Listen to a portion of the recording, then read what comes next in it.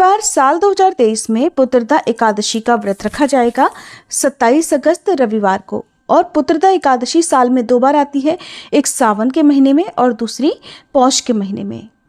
एकादशी के दिन व्रत रखने वाले भक्तों को एक दिन पहले ही दशमी तिथि की रात से नियमों का पालन प्रारंभ कर देना चाहिए। फिर सुबह सूर्योदय से पहले उठकर नित्य कर्मों से निवृत्त होकर स्नान करके शुद्ध और स्वच्छ धुले हुए वस्त्र धारण करके भगवान श्रीहरि का ध्यान करना चाहिए। अगर संभव हो तो किसी पवित्र नदी में स्नान करना चाहिए, नहीं तो आप घर पर भी नहाने के पानी में गंगा जल मिलाकर स्नान कर सकते हैं। घर पर यदि स्नान कर रहे हैं तो थोड़ी सी तुलसी जी की जड़ की मिट्टी लेकर उसके बाद स्नान करना चाहिए। फिर एक चौकी पर भगवान श्रीहरि की प्रतिमा या तस्वीर की स्थापना करके धूप दीप जलाकर व्रत रखने का संकल्प लेने के बाद कलश की स्थापना करनी चाहिए। फिर धूप दीप आदि से विधिवत भगवान श्रीहरि की पूजा अर्चना करके व्रत की कथा पढ़ने और सुनने के बाद आरती करके सबसे अंत में फलों का भोग लगाकर आपको अपना व्रत प्रारंभ करना चाहिए। ध्यान रखें कि भगवान श्रीहरि की पूजा में तुलसी पत्र का प्रयोग अनिवार्य रूप से करना चाहिए। क्योंकि ये पुत्रदा एकादशी है तो आज के दिन भगवान श्री हरि के साथ साथ भगवान श्री कृष्ण की भी पूजा करनी चाहिए।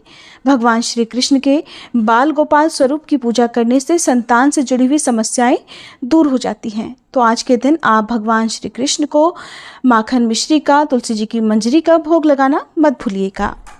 एकादशी तिथि प्रारंभ होगी 27 अगस्त रविवार को 12:09 AM से देखा जाए तो 26 अगस्त शनिवार की मध्यरात्रि का ये समय होगा और एकादशी तिथि समाप्त होगी 27 अगस्त रविवार की रात को ही 9:32 पर। इस प्रकार से रविवार के दिन सारा दिन ही एकादशी तिथि रहेगी और रात के समय द्वादशी तिथि प्रारंभ हो जाएगी। द्वादशी तिथि प्रारंभ होगी 27 अगस्त रविवार की रात 9:33 से और समाप्त होगी 28 अगस्त सोमवार की शाम 6:23 पर। अगर आपने एकादशी का व्रत रखा है तो आप पुत्रदा एकादशी का व्रत खोल सकते हैं 28 अगस्त सोमवार की सुबह 6:12 से लेकर 9:45 के अंदर अंदर। क्योंकि सावन का महीना चल रहा है, ऐसे में आज के दिन भगवान विष्णु के साथ साथ आपको पूरे शिव परिवार की भी पूजा करनी चाहिए।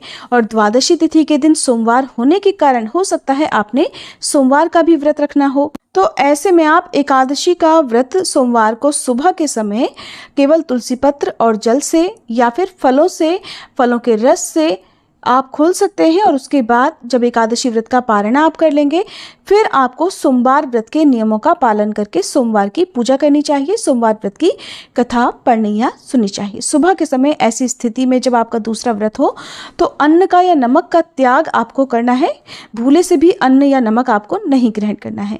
फिर सोमवार व्रत का पालन करते हुए शाम के समय आप जिस भी प्रकार का फलाहार सोमवार व्रत में लेते हो उस प्रकार का फलाहार आप ले सकते हैं। क्योंकि सोमवार के दिन ही त्रयोदशी तिथि भी है और त्रयोदशी तिथि में प्रदोष व्रत रखा जाता है।